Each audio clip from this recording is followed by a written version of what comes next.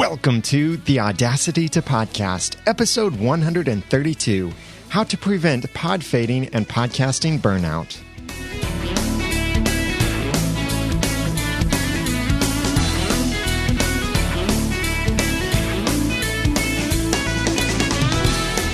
Thank you for joining me for the Audacity to Podcast. I'm Daniel J. Lewis, and this is the award-winning how-to podcast about podcasting and using Audacity. It's where I give you the guts and teach you the tools to podcast with passion, organization, and dialogue. Today, we're going to talk on the guts of podcasting and that passion of podcasting, or rather, what happens when you lose the passion and might be risking some burnout in your podcasting. Does it sometimes feel like your podcasting is just too much and you want to just give it up, burn it all, whatever? First of all, you need to know that you don't have to podcast unless you're podcasting for a job. You don't have to podcast. But I know that many of us podcast because we really want to. We're passionate about this thing. And so it's easy to start feeling kind of confused when our passion starts to become a burden and we feel like giving up because what we're so excited about doing is now like a job and we're running out of that energy while doing it. And that's what happens when people podfade, or we could look at this as podcasting burnout. It just feels like it's too much. I don't want to keep doing this. And I'll get around to it later, and later never comes. And before you know it, you have no episodes whatsoever out there, and you're just burned out, don't want to continue. That's what we're going to talk about today with 10 tips to prevent podcasting burnout, or if you're on the edge of podcasting burnout, how you can save yourself and your podcast from total burnout. But I also want to mention that near the end of this episode, I've got a couple cool announcements to share with you about Stitcher's stats and a special audio segment that I'll be playing from the Patent podcast, a new podcast that just launched about the podcasting patent and what you can do to help save podcasting. So that will be near the end of the episode, and also a surprise announcement too. But for now, let's focus on 10 tips to prevent or save yourself from podcasting burnout. And these tips were inspired by a question I received from Robert at itsjustuscast.com and also on Twitter as itsjustuscast. So thank you, Robert, for asking this question. Number 1, find what's causing the stress. Before you give up, try to figure out what's causing you to want to give up. It could be some question that you need to answer in order to discover what's actually causing this inside of you. Here are some of the typical questions I might ask myself when I'm starting to feel stressed about my passion or stressed about the podcast and starting to feel a little bit of burnout. Here are just some of the questions I might ask myself, and you could ask these or add something else to the list. Please comment on the show notes, by the way, at theaudacitypodcast.com/132. So here are the questions that you could ask. Am I trying to do too much? Did I adequately prepare, or did I procrastinate? So often when I push my preparation to the last minute, I really feel crunched and not that excited. Am I taking my podcast too seriously, or am I not taking my podcast seriously enough? Is there a particular part that I consistently dread? This and many more questions could be things to help you discover what is it that's actually causing the stress for your passion. So then once you know what's causing the stress, or maybe you know right away, you just keep thinking, ugh, I don't want a podcast because of this particular thing. And that's the thing causing you the stress, or maybe the way that you're doing that thing. So once you've identified the problem, then you can start looking for a solution or start addressing that problem, or there might even be a way to completely remove that problem. I'll have some information about that kind of thing through the rest of these tips that I'll provide. So tip number 1, find what's causing the stress. Number 2, reevaluate your goals and expectations. I've previously talked about having an unstoppable vision for your podcast, and this is all about setting some goals and planning and pursuing these goals from the beginning of your podcast.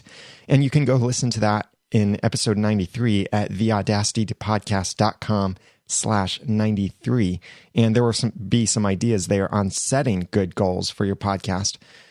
But what I often find with people who are thinking about stopping podcasting, or they're losing their interest in podcasting, or don't make it past those particular milestones, like past episode 1, for example, or episode 7, or anything like that.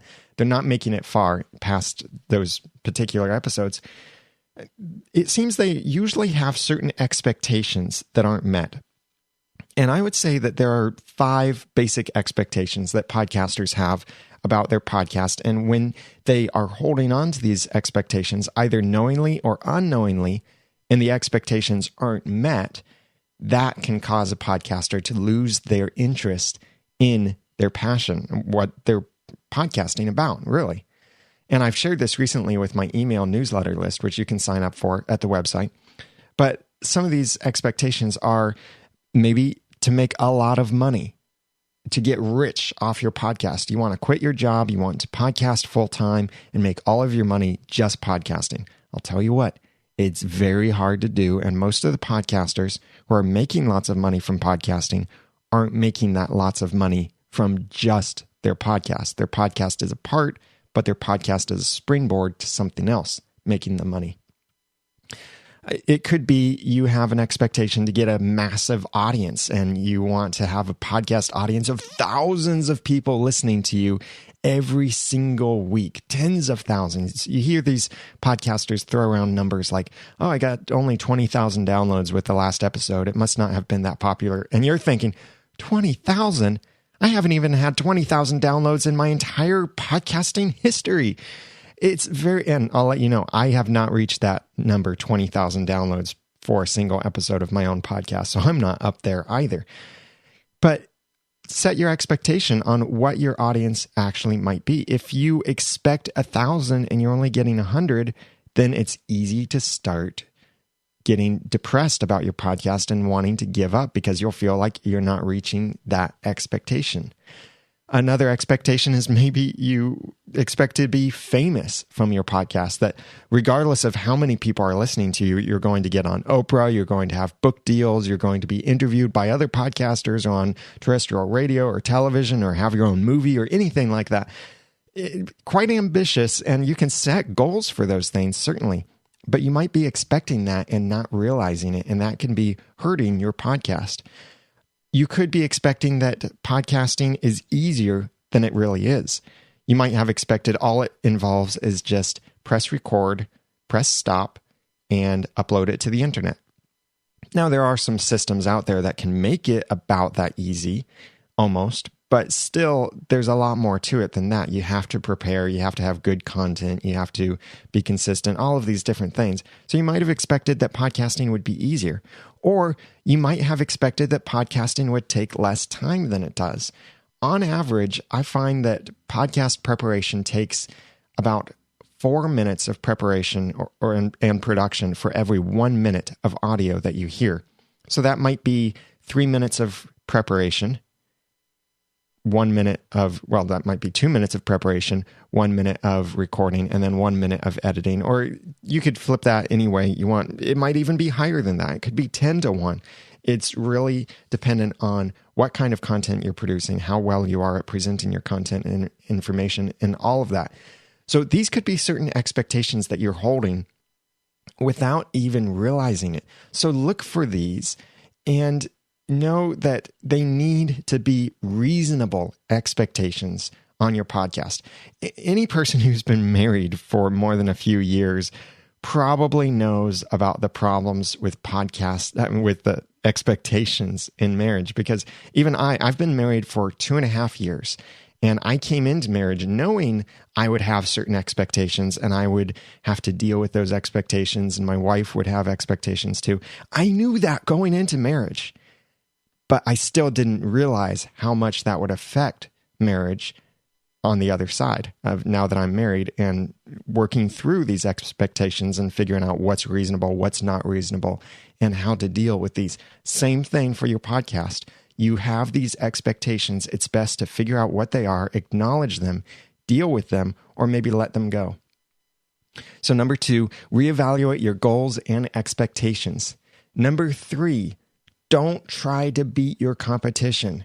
One of the biggest stresses you'll face in podcasting will be trying to outlive, out-podcast, outdo, whatever, out-profit some other podcast or podcaster out there. And don't be naive here. There is competition in podcasting, and I've struggled with naivety in that before. And it's still a struggle. And Dave Jackson and I have talked about this recently on an episode of his podcast when he interviewed me. That was episode 358 or 357. But we talked about this idea of competition, and it is a struggle. It's a struggle for me. It's a struggle for many other people. And there are ways that you can work around this. And I've talked about that in episode 108, which you can get at theaudacitypodcast.com/108. But trying to beat your rivals will drive you crazy in your podcast and really prevent you from podcasting as well as you can.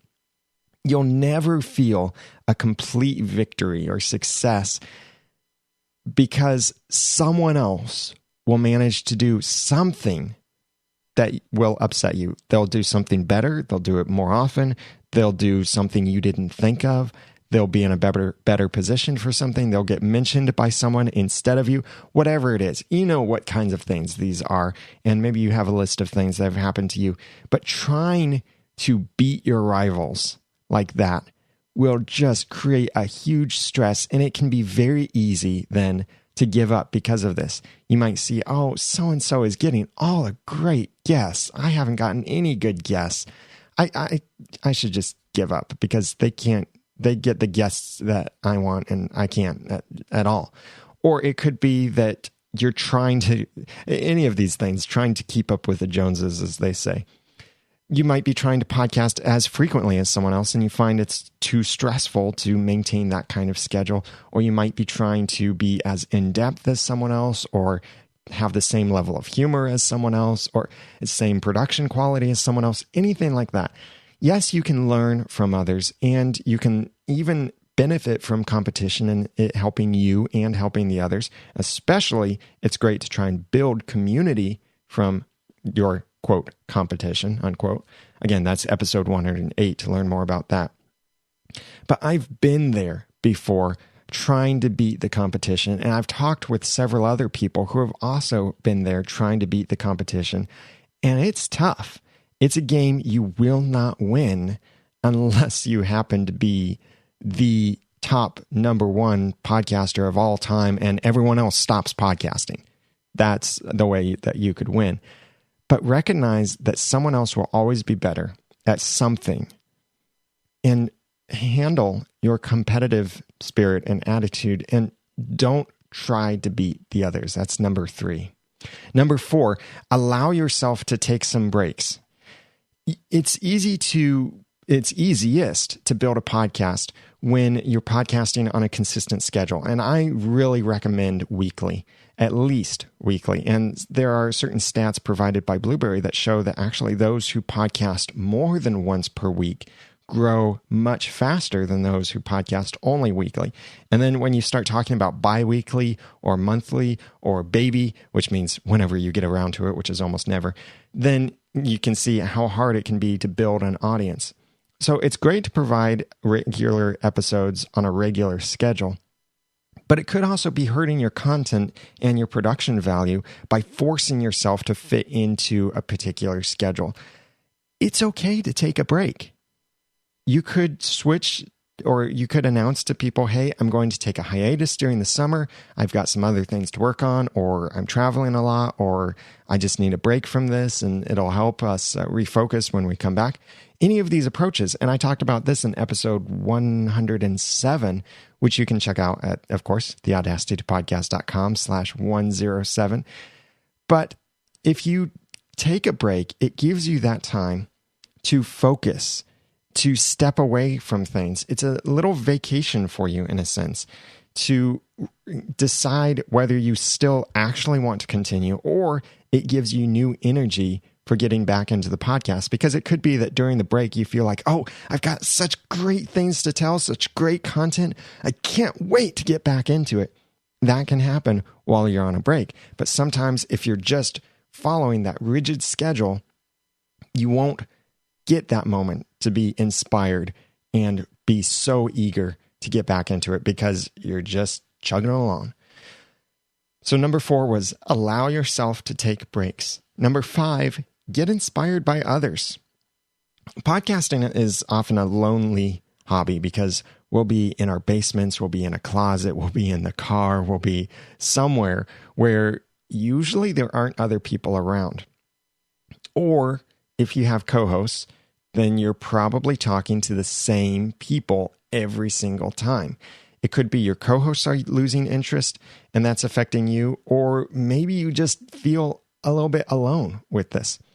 But whatever the case, get out there, talk to other people. It doesn't have to be other podcasters. It could be someone else who is just doing something that they love.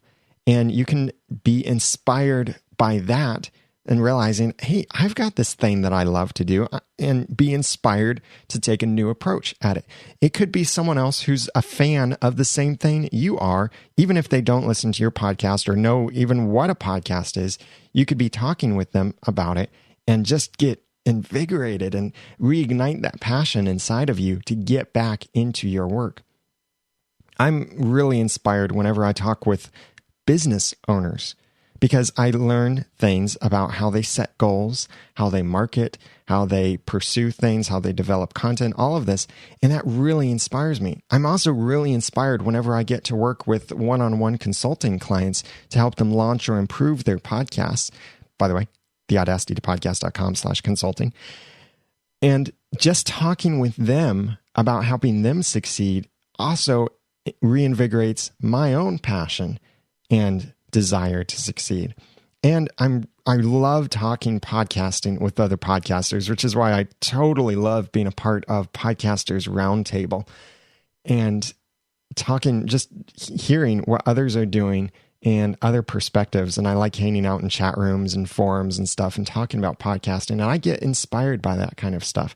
So when you find someone who does something similar to what you do, or someone you can admire, or someone who has the same interests as you, and you start talking with them, you'll find yourself quickening the pace of your talking and maybe raising your volume level as you get more and more excited about this. And then when you finish talking with them, don't let that moment die. Turn that energy into inspiration to get back into your podcast. Bring that energy with you into the podcast and treat it as if you're talking with that person that you were getting so inspired by just earlier. So far, the five of these 10 tips are: number 1, find what's causing the stress. Number 2, reevaluate your goals and expectations. Number 3, don't try to beat your competition. Number 4, allow yourself to take breaks. Number 5, get inspired by others. And then number 6, try a new approach. I call this podcast the Audacity to Podcast, not only because I planned to podcast about Audacity when I first started, but because of the meaning of the word audacity. It's the guts. And you have the audacity to podcast, not just what you're listening to right now, but you have the guts to podcast. You have the guts to do something differently than everyone else out there. Apple even has the guts to say different when they should be saying differently. They think that different. Ugh, that just doesn't sit well with me. So there's no reason that you always have to do things the exact same way every single time.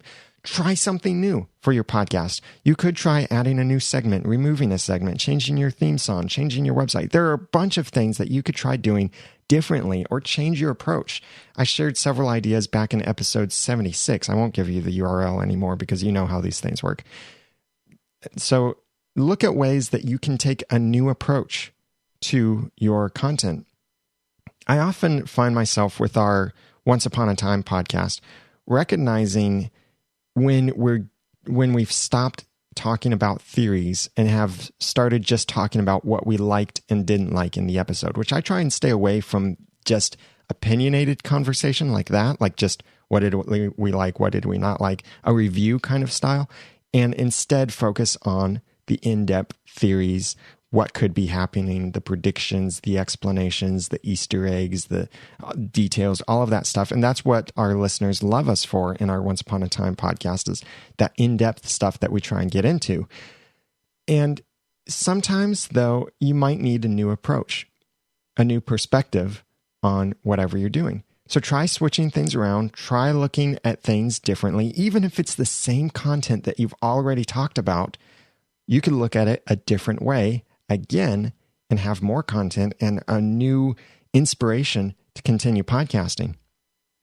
I have an upcoming episode of the Audacity to Podcast where I will talk about podcasting stats. Again, I talked about them a long time ago, and when I've listened to that episode again, oh boy, did I sound arrogant in that episode.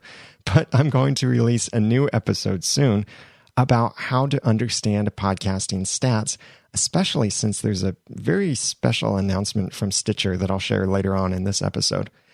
So number 6, try a new approach to your podcast. Number 7, make it fun again. This is similar to trying a new approach, but this could be that your podcast has turned from a fun hobby to a job, to something that you have to do. Well, first of all, remember that unless it's your job, no one is forcing you to podcast. This is your thing. You can do it however you want, and you can have as much fun or no fun at all with it as you want. So consider making it fun again. Now, you don't want to get irrelevant or irreverent in this unless that's your style regularly. But I like that the Bible says in Proverbs 17:11 that laughter is, or a joyful spirit, is good medicine. And many people will say stuff like laughter is good for the soul. And it is true. It can really help to laugh. And even if your content isn't humor content, letting some occasional humor come through can be fun. Now, that might turn off some of your listeners, fine. It might also show other listeners that you're a real human, and it can be a moment for you to just release some of that pressure as well. You don't have to try and be a comedy podcast, but if you have a moment of laughter in your podcast, then it's okay. I have been very particular about this and worked almost too hard at times in the past in our Once Upon a Time podcast when I would edit out certain sections because we got off topic, started joking around on something, and I felt like we had to fit things within a certain amount of time. And so what was the first stuff to go? Well, this irrelevant stuff that was just kind of laughter. And then I've realized since then that, well, this stuff, our listeners enjoy this.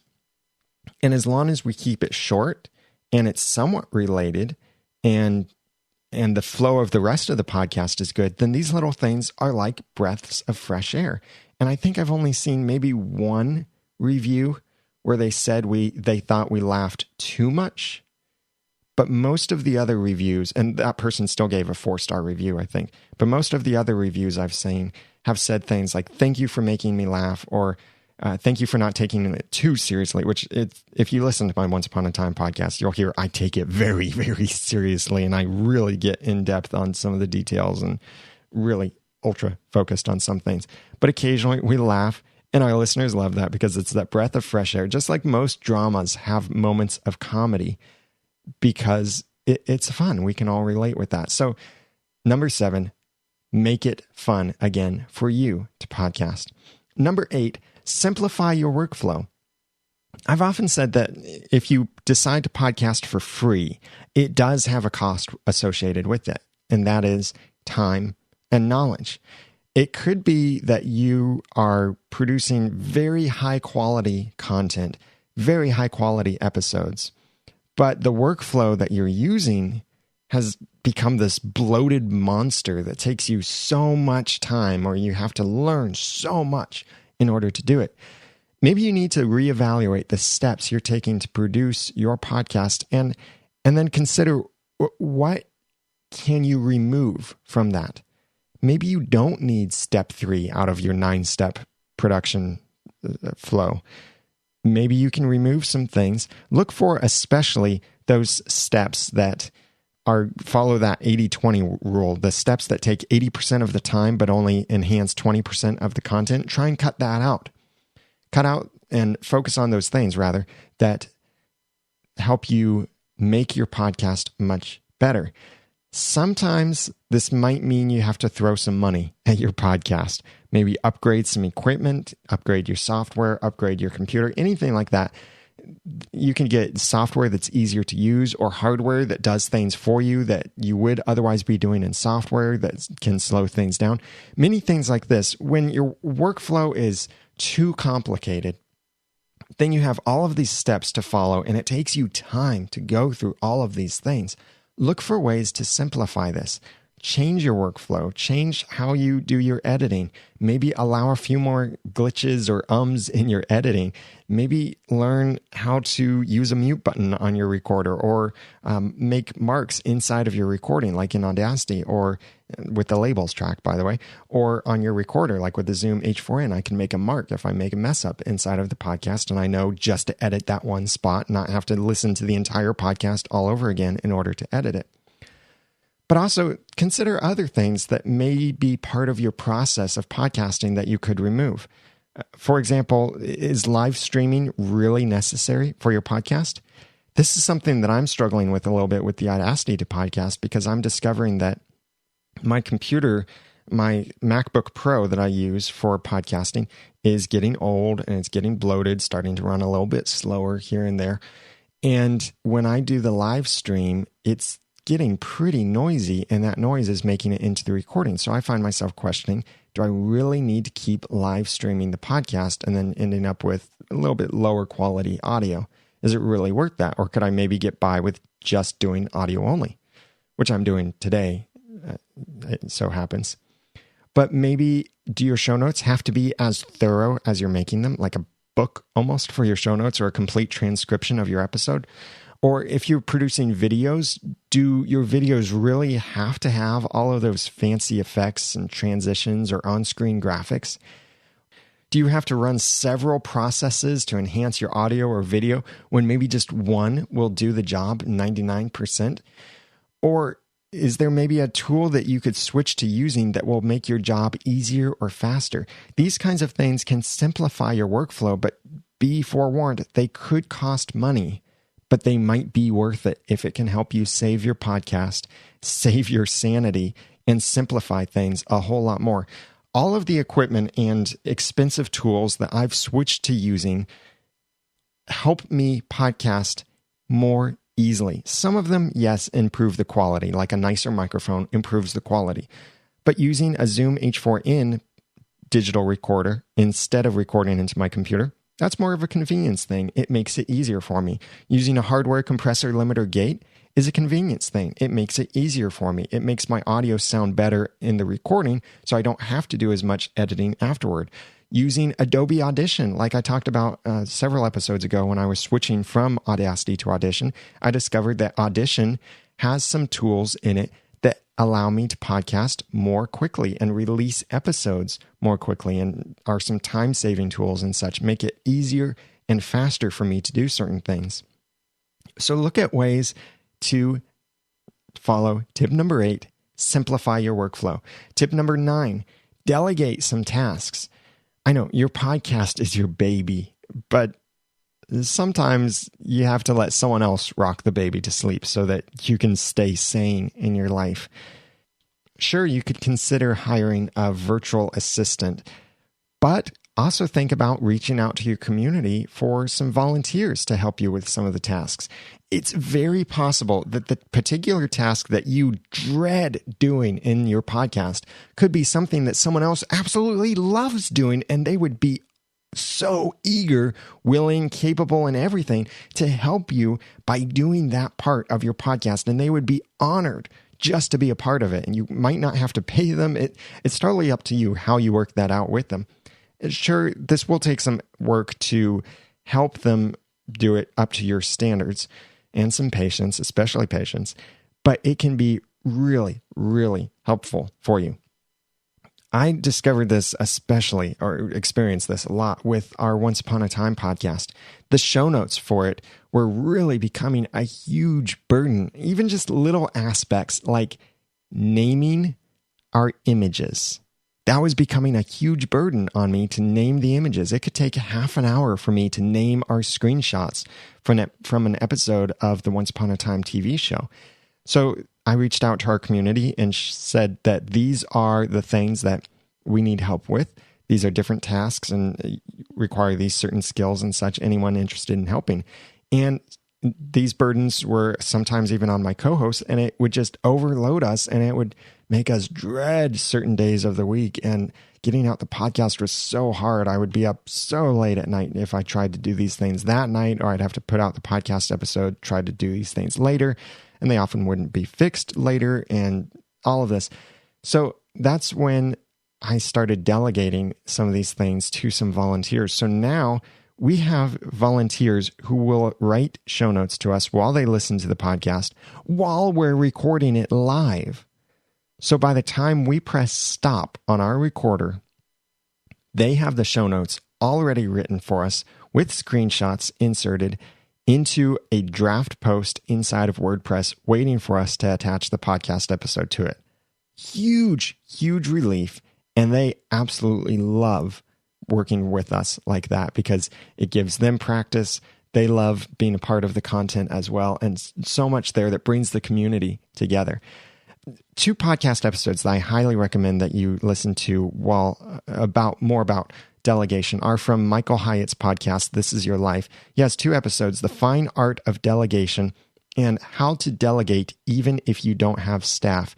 These are episodes 42 and 43, and I'll have links to those in the show notes at theaudacitytopodcast.com/132. So number 9, delegate some tasks. And number 10, be willing to end. There does come a time when you've done everything you can. You've followed all of these other tips. You've tried changing everything you can, optimize, delegate, all of this stuff. But there's simply that time that you should end a podcast and maybe move on to something even better or something else or whatever it is. Don't be afraid to stop podcasting. Don't view it like walking out on a job or just quitting, but look at it as resigning or retiring or moving on to something even bigger. When I left the job that I held for 10 years, it was my first job. It was the only office job that I had for 10 years. It was my dream job for so long. I had fulfilled my hopes and dreams in that job, even the ones that were so outlandish, it seemed quite impossible. And even some people told me, no, you can't do this. And later on, it was just really, I praise God for the opportunities he allowed me to have within this organization where I previously worked. But I accomplished my goals there. And near the last couple of years, I was kind of struggling with burnout a bit and trying to change things around. And I did realize it's just time to end. And when I told my couple supervisors that I had, when I told them I'm giving my 2-week notice to resign, I remember I had so much confidence going in. I knew this is what I want to do. Yes, I've been here for 10 years, fulfilled certain dreams and all of this. This was my dream job one time and all of this. And when I said that, I started to cry just a little bit because, yeah, it was painful to acknowledge this is the close of this particular chapter in my life. But why was I doing that? Because I wanted to pursue my passion somewhere else. So yeah, it was painful to end one thing, to close a particular chapter, to stop doing what I was doing. But it was because something so much more exciting and so much better was up ahead. And since then, I have not regretted that decision. Well, there have been times here and there where I've thought, oh, maybe I should have stayed in my full-time job and then this stress wouldn't have been here and this stress and this stress. Yeah, everything comes with stresses. But still, I'm so glad I made that decision, that I was willing to end the one job and not hold on to it like some nostalgic dream. And then I could move on to something else. Your podcast could be the same way. You could either be a zombie in your podcast and then your listeners turn into zombies too, and you're just all in your podcast. And that's pretty much what many podcasts out there are like when people don't end them when they should. Or you could decide, we're going to end this and move on to something else. This could even be a big help for your other podcasts that you already have or are planning to have, because when you tell your listeners or your viewers, we're going to end this, but if you'd like to stay connected with us, please follow me on my other podcast here, or look for this new podcast that I'm launching with the time that I'll be saving from ending this current podcast. That can help you launch or grow those other podcasts much better. I know that I've got this particular idea for another podcast that I might do. And I know that if I stopped the Audacity podcast and started this other new podcast, I know probably half of you would carry over to listening to the new podcast as well. Because for one thing, you like the content that I produce in my presentation style, or another thing, the content is probably applicable to you in some way. So you might carry over to the other thing. Same thing with so many other aspects of life. You could close one door so that you can walk through another one. So be willing to end your podcast. Don't look at it as a bad thing. It could be a very good thing to end your podcast. So these 10 tips, once again, to prevent podcasting burnout. Number 1, find what's causing the stress. Number 2, reevaluate your goals and expectations. Number 3, don't try to beat the competition. Number 4, allow yourself to take breaks. Number 5, get inspired by others. Number 6, try a new approach. Number 7, make it fun again. Number 8, simplify your workflow. Number 9, delegate some tasks. And number 10, be willing to end. I'd love your thoughts on these tips for preventing podcast burnout. And what are your stories of podcasting burnout or burnout in general? You can comment on the show notes at theaudacitytopodcast.com/132. Or if you have a particular story that you don't want to post publicly, but you would like to share with me, then please, you're welcome to email me feedback@theaudacitytopodcast.com, so that it could be something I might be able to share anonymously in the future with listeners, or just to know your story of burnout and how you overcame it. So I'd love to have your thoughts and comments on this, whether you agree, disagree, or if you would suggest more ideas for ways to prevent podcasting burnout, and as we call it, podfading. Please comment on the show notes at theaudacitytopodcast.com/132. Now, 3 announcements that are really cool. I'm excited about these announcements. Number 1 announcement. Stitcher has announced that they are changing the way that episodes are downloaded just a little bit. They're tweaking something a little bit so that your Stitcher subscribers will show up as downloads in your regular media stats. That means if you are using Blueberry or Libsyn or Podtrack, which I don't like Podtrack, but some people do. But if you're using one of these other services to track your downloads for your podcast media for each episode, Stitcher has always been the exception to your statistics. I've always told clients, as long as you give everybody this particular RSS feed, and that feed is generated by such and such, then your downloads will always show up in this particular system, whether that be Libsyn or Blueberry or Podtrack or something else. But the exception to that has always been Stitcher, because Stitcher will download your episode once. They re-encode it, and then they put it on their system and then stream that out to their listeners. So it's not re-downloading. You could have 1 million listeners on Stitcher, and it will show up as one download inside of your podcast media stats. Now, you could go to Stitcher and look at their stats, and their stats are pretty cool because it shows you how long people have listened and so on. But you still have your stats split in separate places, and this can really hurt you with advertising deals and sponsorships where you're paid based on how many downloads you receive, or you're approaching a potential sponsor, showing them measurable statistics on your podcast, and it's not including Stitcher. Now, what Stitcher will do is they still download and re-encode your audio file.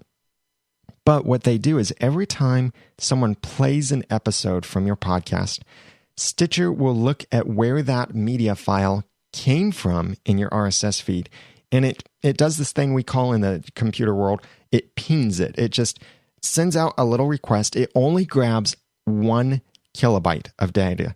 So you don't have to worry about if you're hosting with Amazon S3 or someplace like that charges for your bandwidth. You don't have to worry about this using a whole lot of bandwidth now. It's just grabbing 1 kilobyte from there, and to your media host, then it will show up like a download, as if Stitcher had downloaded that file. So then when you look at your media stats, pretty soon you'll start to see your Stitcher stats reflected in there. In Libsyn, this might show up as a different user agent. It might show up as being the Stitcher user agent or something else. In the Blueberry system, this would be included inside of the mobile applications section under distribution of your Blueberry stats, and that might be a premium feature with Blueberry stats. But this information will show up, and even if you're using free media stats from a place like Blueberry, the Stitcher downloads, while you may not get to see exactly how many Stitcher downloads you're receiving, it will be included in your free stats. So you might see a jump from just 100 downloads per episode to 120 downloads per episode on a consistent basis. And it could be that those extra 20 downloads are coming from Stitcher. So this is really cool. I'm really excited about this. I'm glad that they're doing this. As of today, which is July 1st, 2013, they do not yet have this inside of your inside of the Stitcher app, but it is coming very soon for the iOS app. If it's not there already, they did just recently have an update, but I don't think it included this little fix. But it's coming very, very soon and might be out by the time you hear this for the iOS version, that is for iPads and iPhones and iPod Touches, and it will be coming within a few weeks, so probably end of July, early August 2013 for the Android apps. And if you want to read more about this, then please check out the audacitypodcast.com/Stitcher downloads. That's my blog post where I shared this news and also have some links. And I'll have a link to that as well in the show notes at the audacitypodcast.com/131. Now, before I move on to my other exciting announcement of something new out there, we know that there's this podcasting patent issue, and it could threaten to not quite end podcasting, but make podcasting much harder for people and certainly be a barrier of entry or inspire some people to just plain stop podcasting. But it's this podcasting patent by Personal Audio. And I want you to be informed on this patent, make the right decisions, and know what you need to do in order to help save podcasting. So one of my clients, Greg Gronholm, who is a patent attorney, has started a new podcast, which you can check out at The Patent Podcast. And really cool, it's legal stuff in plain English and mostly focusing on patents. But he has a special episode that he's released, and it has encouraged other podcasters to share this. And I've helped him with this, and I'm eager and excited here to be sharing this with you. So please go to thepatentpodcast.com/save podcasting in order to download this file that you can use in your own podcast to encourage your own listeners to take action to help save podcasting. And you can even use just excerpts from the audio if you want. But here it is, the full, about 7-minute audio from Greg Gronholm talking about this claim on the Patent Podcast by Personal Audio. Hey everybody, this is Greg Gronholm at thepatentpodcast.com. This is a special call to action episode for the podcasting community. I've prepared a step-by-step list of what we need to break the Personal Audio podcast patent. If you have information on that list, I'm going to show you how to get it to the Electronic Frontier Foundation, who's asking for help from the public to invalidate what's being called the podcast patent.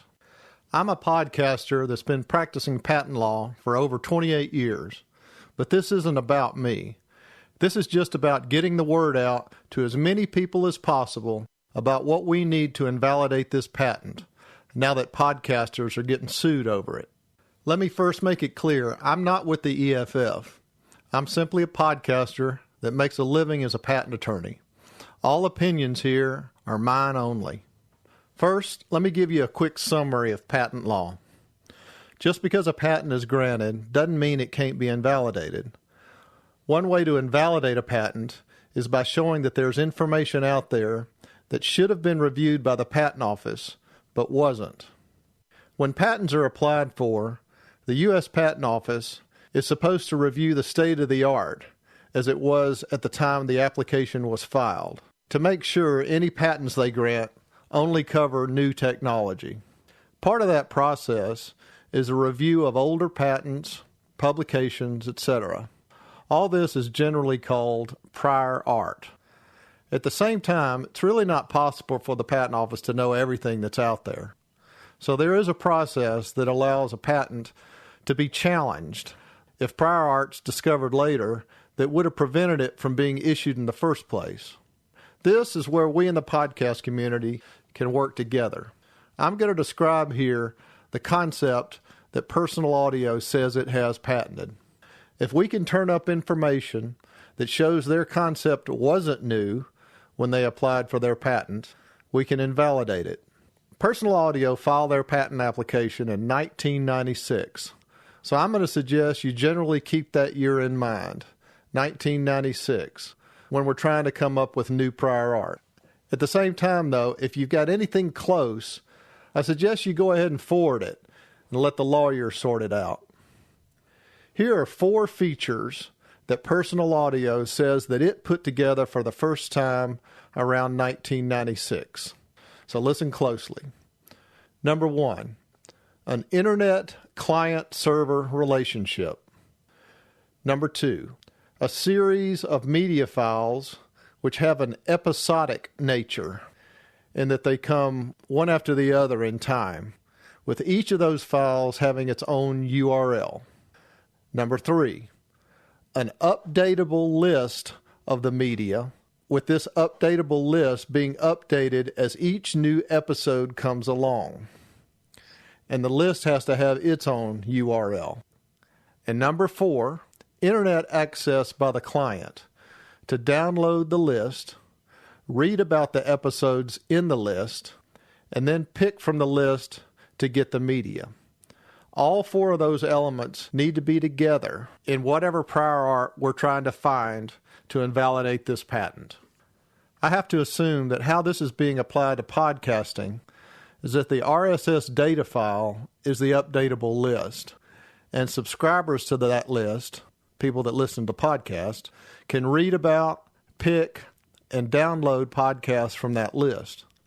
Podcasting is never mentioned per se in the patent. They just use more general terms like media files and episodes. And there is where I think the breadth of the patent, or its alleged breadth, could be its downfall. The broader that Personal Audio asserts its patent is, the higher the chance is that its patent can be invalidated, because more prior art can be used against it. So let's step back just a little bit, and let me repeat what I'd look for if I was going to try to invalidate this patent.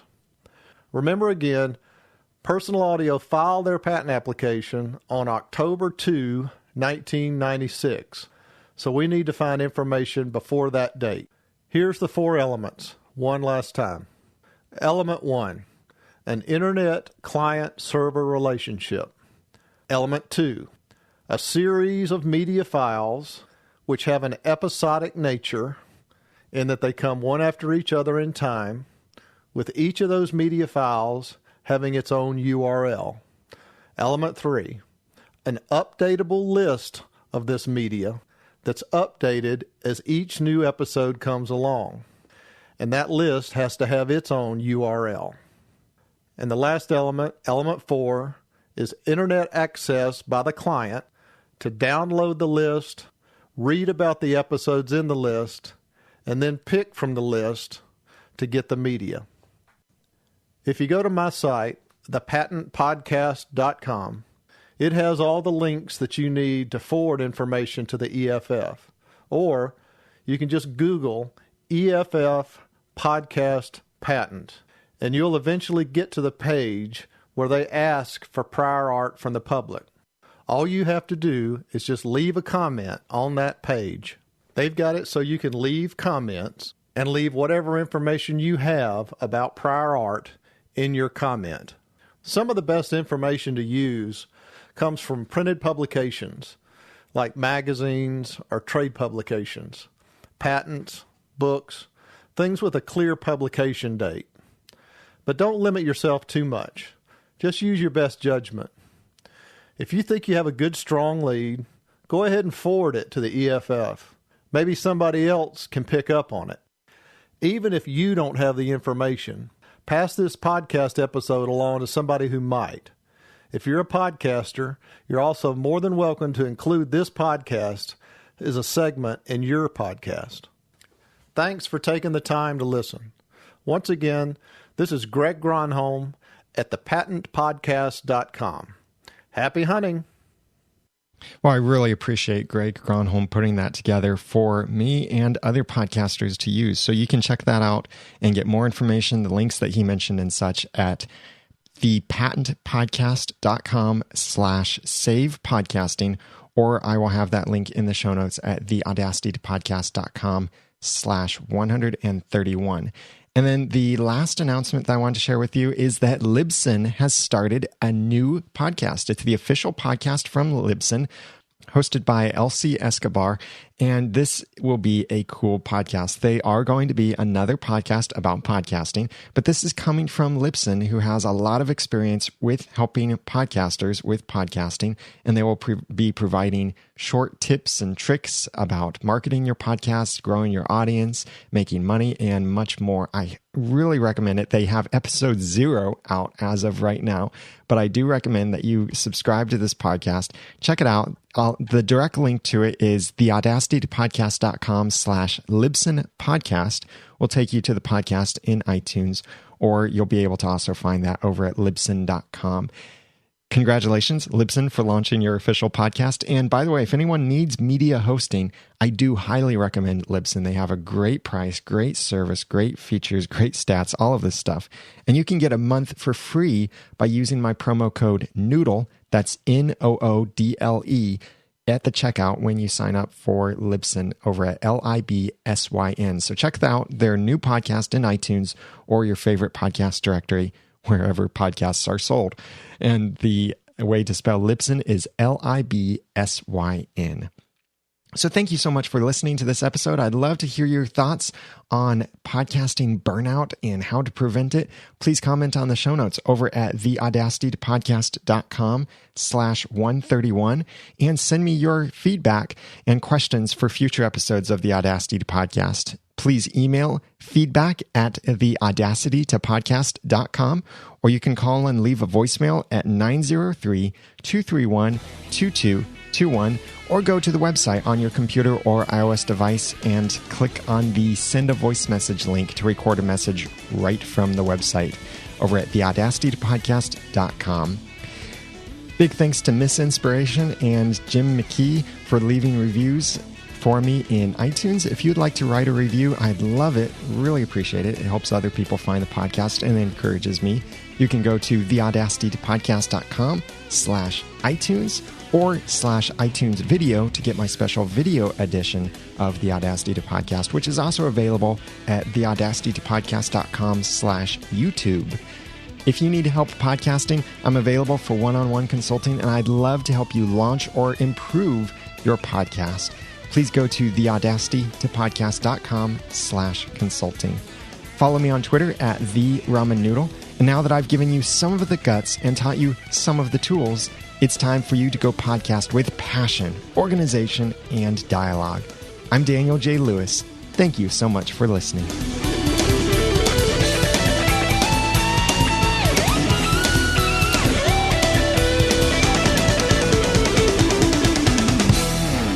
The Audacity to Podcast is a proud member of Noodle Mix Network. Find more of our podcasts to make you think, laugh, and succeed at noodle.mx.